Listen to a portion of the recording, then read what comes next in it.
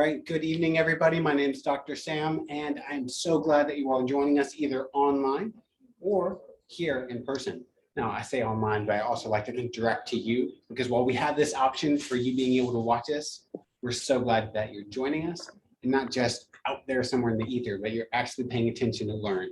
Now, tonight's topic is called Stop the Chatter. And that is going to be a very important topic because I know so many of us have busy lives that are going on. Everything that we have planned, January, beginning of a new year, we have new goals, new plans. We make all these big ideas. But do we know how to slow everything down to truly stop the noise and make it where it's not actually effective and basically messing up all of our ideal outcomes that we would like? So in this time, I'm just going to step down in a moment.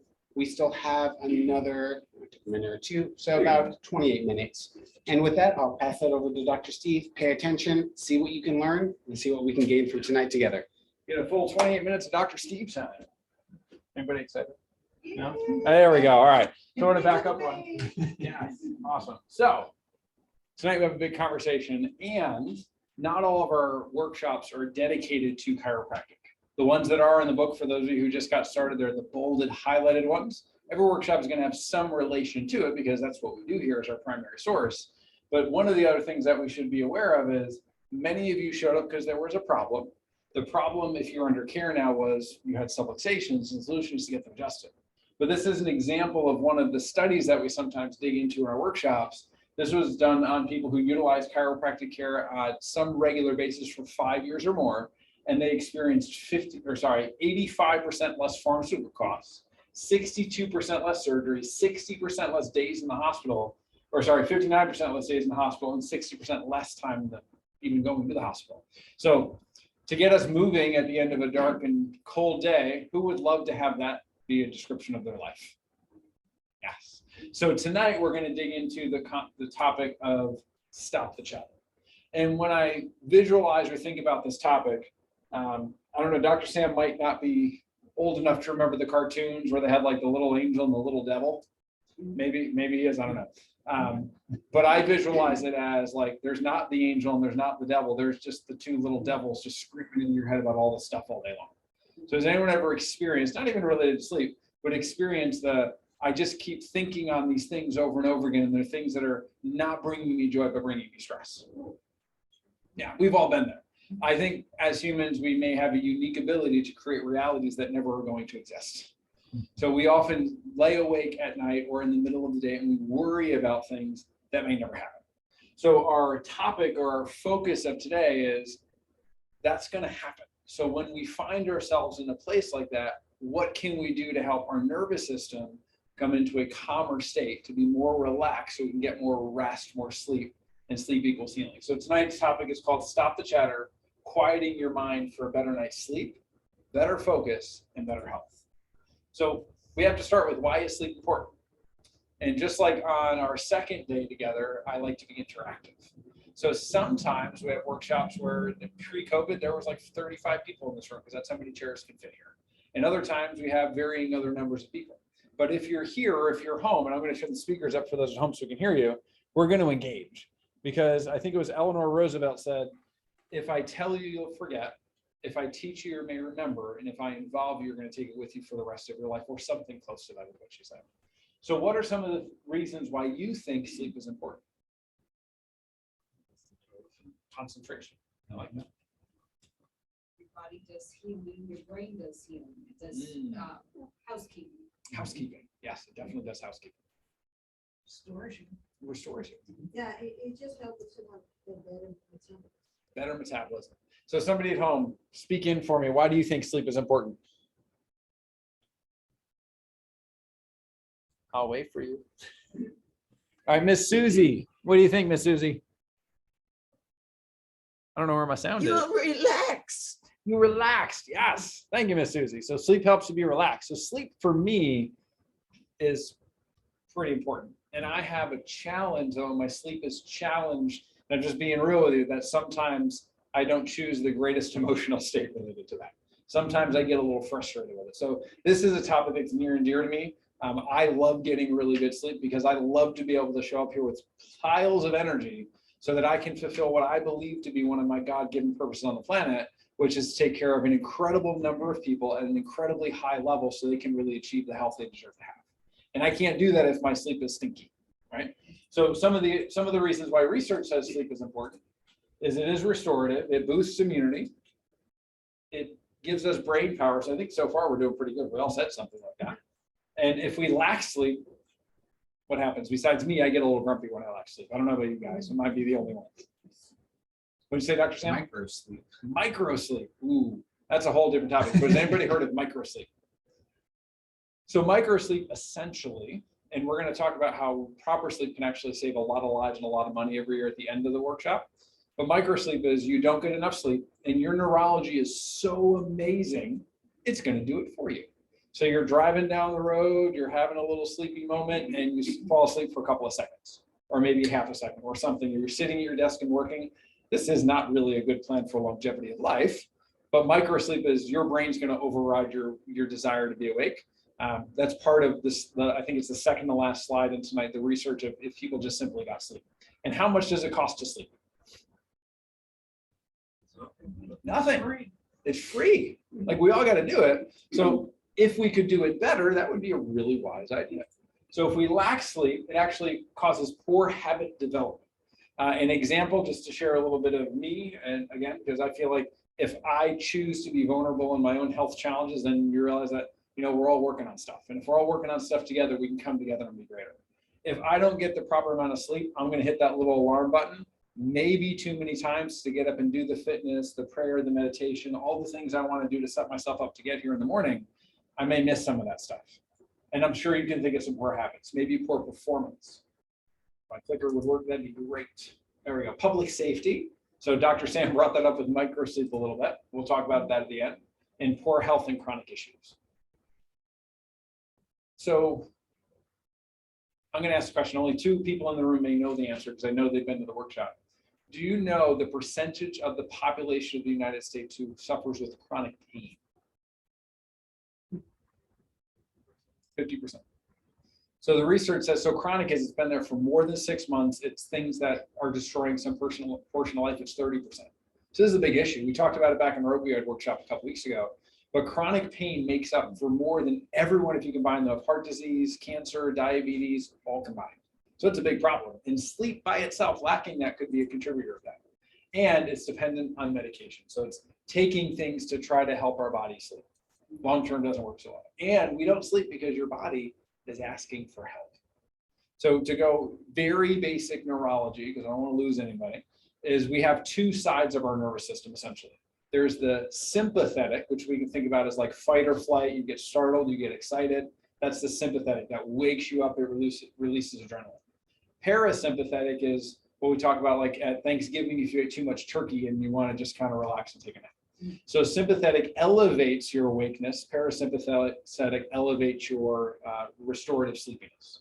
So if we're in a sympathetic overload, which can be a result of basically the world we live in, even pre-COVID or whatever, there was a lot of stress in the world, and now we have all this other stress, and there's always stress coming from everywhere. So for me, one of the best ways to get rid of stress is to press the little button on that. I think it's now a rectangle shaped thing that just tells you about the world all day long. Oh. So for me, I figure if I should know something that you're probably going to tell me. But so many people are so stressed because they're just glued to the news, all their iPads or something all day. But your nervous system is now in a sympathetic overload. So when you go to rest at night, your brain either can't get into that restorative housekeeping, or if it does, it can't stay there and you wake up.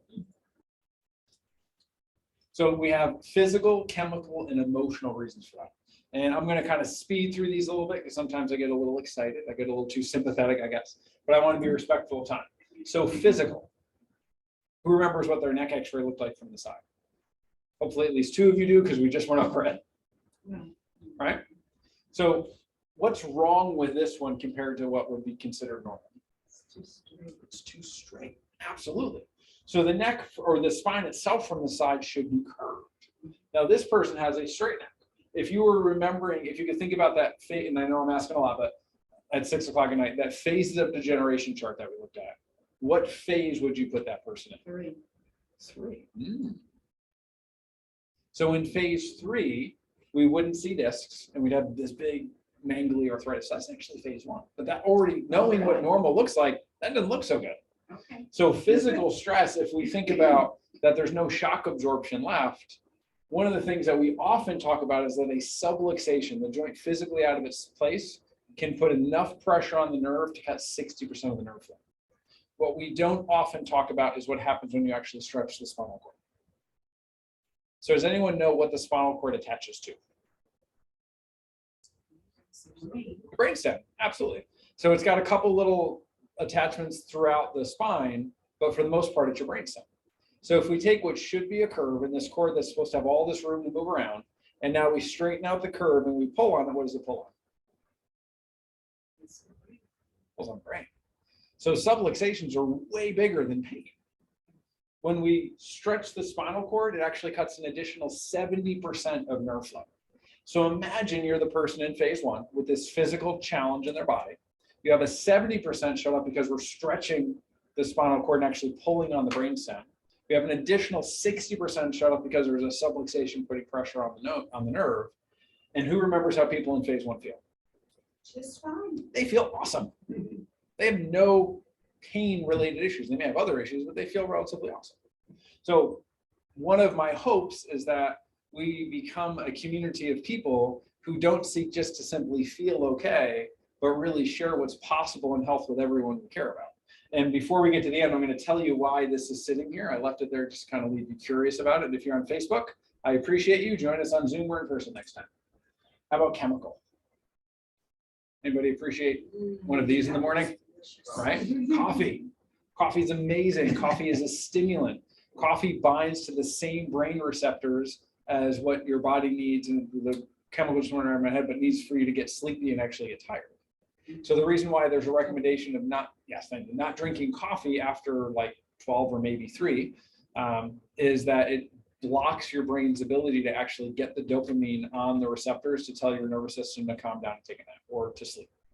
So coffee is a big one. There's other chemical ones too, and then emotional. Anybody ever feel like this? Like you're really trying to have a really good, happy day, but the world is just pushing down on you. So let's dig into those a little bit more. Maybe it's this guy, those bright screens. But a better night's sleep is really a corrective agenda. We're not going to medicate our way to a good night's sleep, just like we're not going to medicate our way to greater health. Could the medication be a stopgap for the moment to figure out how we got in the situation, and then we seek doctors that are going to teach us how to clean up the actions that created that issue, and then we get off the medication? That would be amazing. That's not how most people in the United States use medication, but that's how it should be used. Is if we absolutely need it, it's a stopgap till we figure out what the heck we did to cause the problem. We fixed what we caused, and then we don't need it anymore, instead of lifetimes of all these things. So in a different class, I think it's coming up the first week of February, actually, this is a safety pin. We dig into the safety pin cycle. So I'm not going to do that tonight, but the very basic version is anyone who has ever put a diaper on a baby, and imagine they still needed safety pins. If the safety pin comes undone, what are you going to have? Screaming. Mess. Probably a mess, a really big mess, depending on what baby's diet is doing at that moment, right? So you're going to have a mess. If you have a disconnected system in your body, you're going to have a mess. It might be just like the baby that you don't even know the safety pin is undone for a couple of hours or so, and you don't even know there's an issue until all of a sudden you have a mess. Your health is the same exact way. We can go literally decades with a mess in our body and have no idea it's there until the symptom shows up. And then in our country, what do we do about the symptom? We medicate it away and just hope for the best. So that's a topic for a different day. So let's go into that physical. So if we have physical stress causing the problem, one of the primary things we can do is starting with restorative chiropractic care. So notice that says restorative, not just chiropractic, because there are different versions of chiropractic care. I believe they all have the same intention behind them, but some chiropractors profess their only goal is to get rid of symptoms. I personally, worldview-wise, disagree with that, but I don't judge them for their choice. I just don't agree with it. What we're going to do in this office is restore and teach you how to get back to maybe the health you've never even experienced in your body before. And it's going to take some work. And I know that's not for everybody. That's part of the reason we started on your second day. We went through basically a patient orientation. So you got the opportunity to choose is this something I really want to do, or am I not ready to do the work? We had a patient I think it might be a couple of months ago now, very sweet younger lady. She went through the whole process, very kind, got to the point of, do you want to do the work? And she said, this was amazing, but I don't want to do the work. She left us a 5-star review and went on her way. So we were able to really incredibly serve her at a super high level while not sacrificing any of the principles that we stand upon. And I told her, when you're ready to work on your health, come on back. But she was in her younger 20s and she just didn't feel like she needed to do that right now. And that's okay. So we also should look at extension exercises. So extension exercises, so think about, we've lost the curve. The way we get the curve back is we extend it back. And if you are not yet ready for exercises, I don't want to add anything to that. If you've gotten the exercises, you know what those are, you know what you should be doing.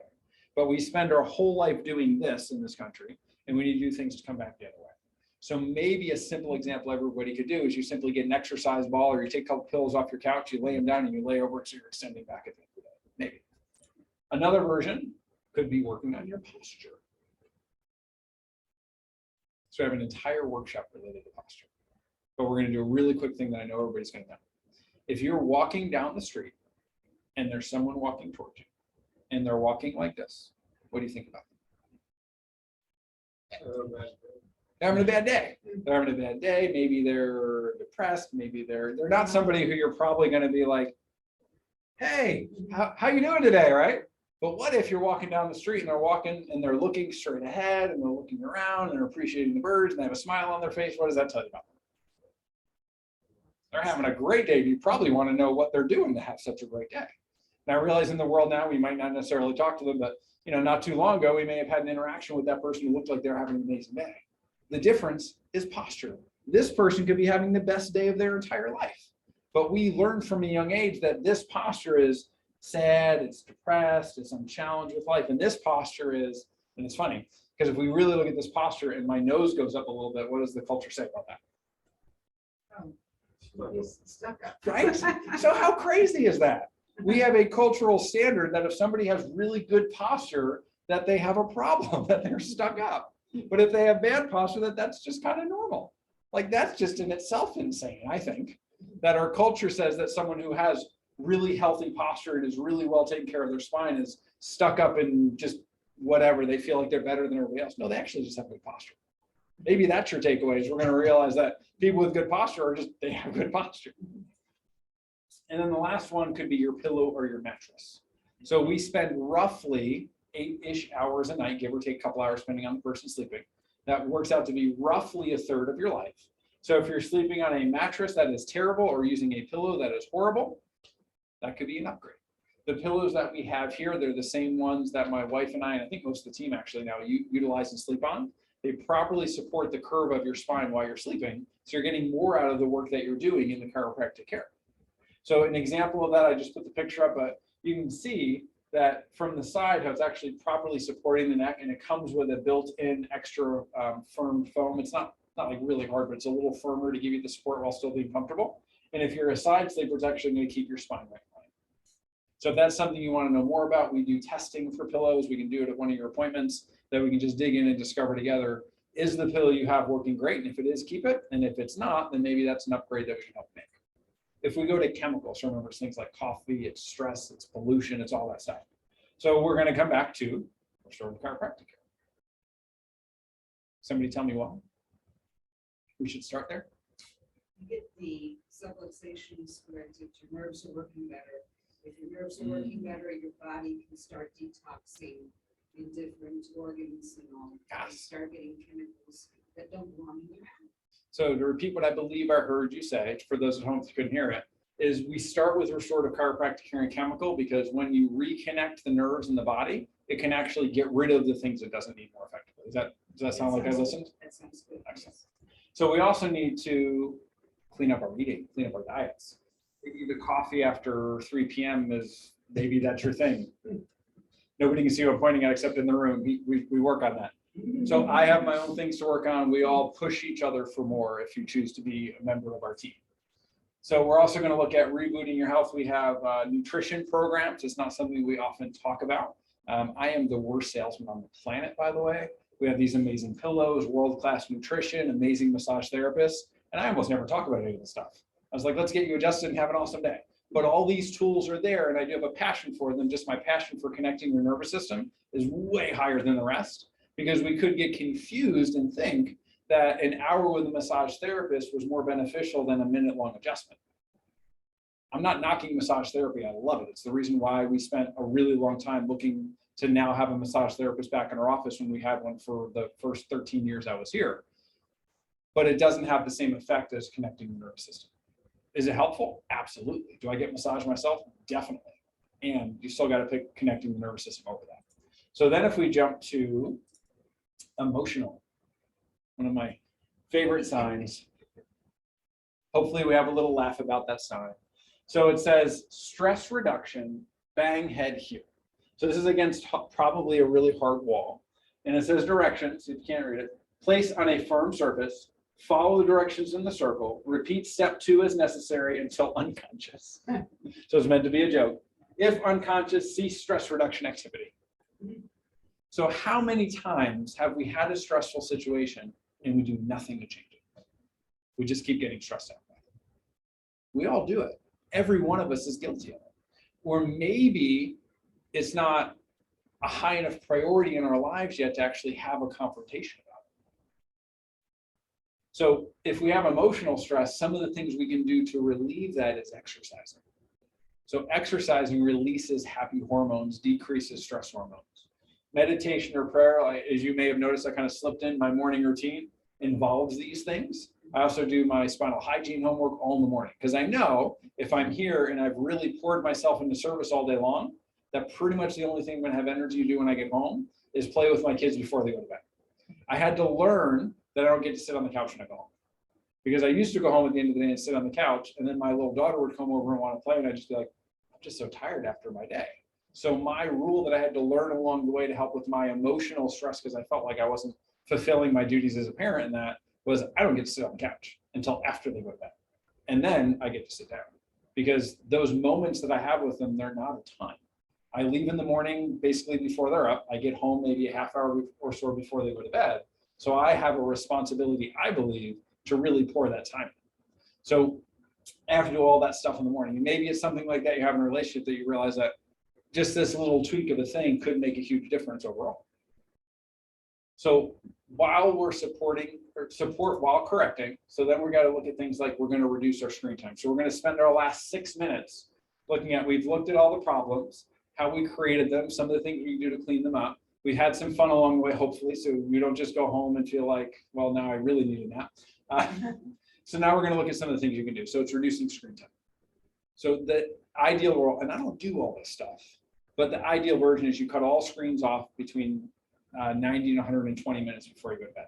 Because the light of the screen, even if you have it on the sleeping mode or the nighttime mode, it still is messing with your neurology's ability to realize that it's dark outside, and our brain should be releasing the hormones to help us get to rest. So the 60-minute routine, remember we said the screen time ideally is 90 to an hour and 20 minutes. 60 minutes, as you map out that the 60 minutes before bed, you're going to start getting ready for bed. You're going to make sure that, again, those screens are off. Maybe you have a goal. One of my goals for this year is to read at least 12 books, so 1 a month. So part of the time I do that is in my 60 minutes before bed. Some nights I get more pages, other nights I fall asleep. But so, and it's going to be making sure you're doing the things like you're brushing your teeth. If you prefer prayer, meditation at the end of the day, whatever it is, but you're literally thinking about, how do I relax my body? Instead of, I just watched a really exciting TV show and now I'm going to try to go to sleep and I wonder why I can't. Breathing, my favorite.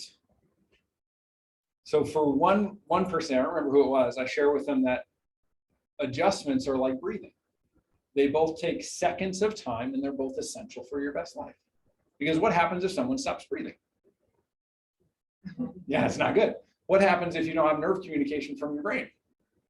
It's also not good. Subluxations, whether it's in the spine or if it's the loss of curve, they decrease the nerve communication, but it's not good.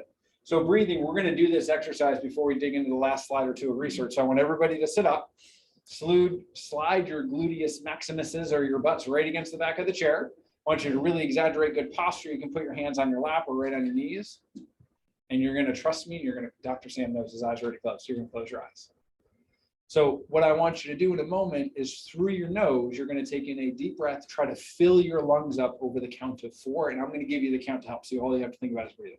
So we're going to start the breath in. So fill them up. 1, 2, 3, 4. You're going to hold it for 7. 1, 2, 3, 4, 5, 6, 7. Now you're going to let it out through your mouth over the course of 8. 1, 2, 3, 4, 5, 6, 7, 8. Open your eyes. Sometimes we do that 2 or 3 times in a row, but I talked a lot tonight. So how do you feel after one repetition of that? What do you notice is different in your body? More relaxed. It's more relaxed. So that's just doing one. So imagine that you're someone who, I sometimes suffer with insomnia.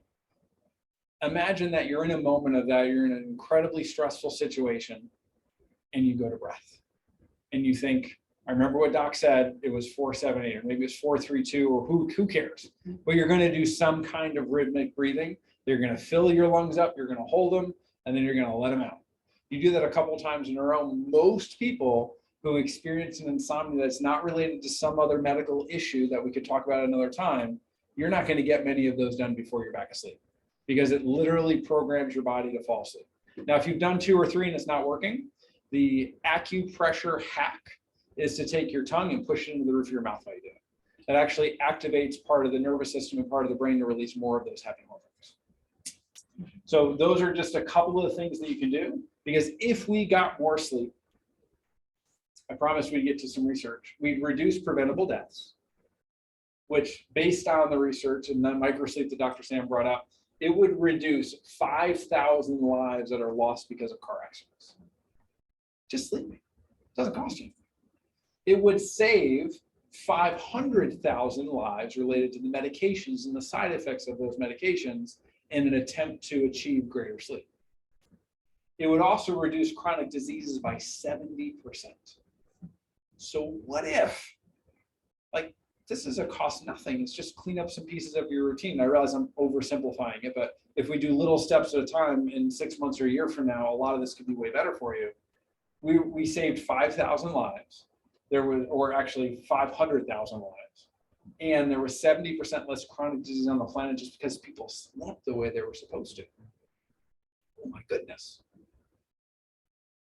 I'm pretty sure that's a higher number than some other things that are happening in the planet yearly right now. And how many places are having conversations like this? Not very many. So some weeks we're going to dig in and really pour into chiropractic, and other weeks we're going to dig in and really pour into little things that make giant differences. Because when we do that, we can also save some money, and who wouldn't want to save $8,000 a year? What's the biggest reason for bankruptcy in America year after year? Does anybody know? Besides Dr. Sam? It's medical expenses. So the system that's designed to, I don't have time to go to that, but our healthcare system, I'm going to do that. You can come back for another class to ask me about that. But it's really a crisis intervention system, and I love and appreciate that it exists because it saves lives every day. But the average American spends somewhere around $10,000 a year on that system, and we have some of the worst health on the entire planet. Sleeping 8 hours a night. Maybe your body needs 7, maybe it needs 9. Who knows? There are plenty of free sleep apps that you can get to track this stuff, and you can get your own body's routine without spending any money on it, so you know. $8,000 a year, over 500,000 lives, and 70% less chronic diseases. I don't know many things that can have such a massive impact. And it saves $900 billion nationally. I think that could do a little something for our national debt. I don't think most of us could even imagine what trillion is. I saw a thing the other day that 1 million seconds is like 11 days and 1 billion seconds is like 31 years. So what is 1 trillion seconds? I don't even know. That's like multiple centuries. But 900 billion gone if we just slept. So where I'd like to leave you with is this idea. There are only 2 options: make progress or make excuses. And maybe related to the topic tonight, you're like that wonderful, sweet patient who chose to not invest in her health right now, but still felt really well served and went on her way and is hopefully speaking kindly of us on the road. Maybe the thing that we brought up tonight is something you really want to dig in more to. And my ask is always the same. You don't keep this information for yourself. but you share it. So the 8 out of 10 in my last 30 seconds, or 8 out of 20. So we have a goal as a team that for every month of the first quarter of the year, that we're going to attract and have 20 people choose their health as a priority and choose the care that we find is needed for them. So the 8 means that so far 8 people this month have done that. So the goal for the team, without going into a lot of detail, is the carrot, as it were, is when we hit or break the 20, they get a nice financial bonus.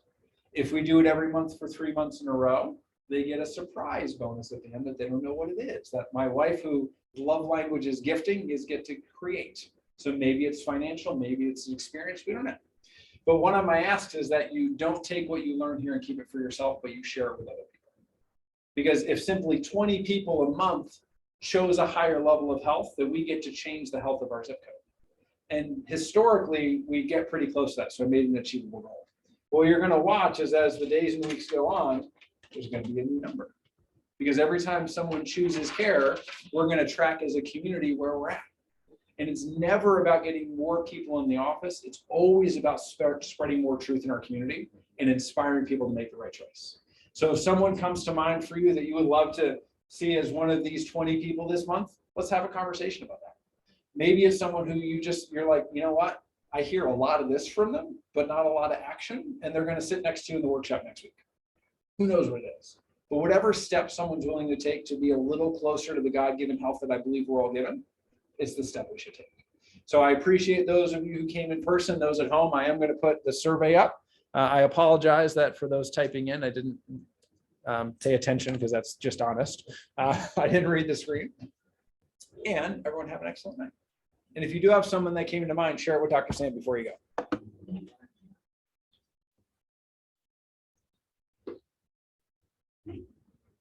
Oh, yes. So if you're still with me, Mel, one of our awesome patients, reminded me that diaphragm breathing is better than higher lung breathing. So absolutely. So what I missed and I should have done is when you take those deep breaths, you want to think about pushing your stomach out, which also societally we say is bad, but it's actually really good for you.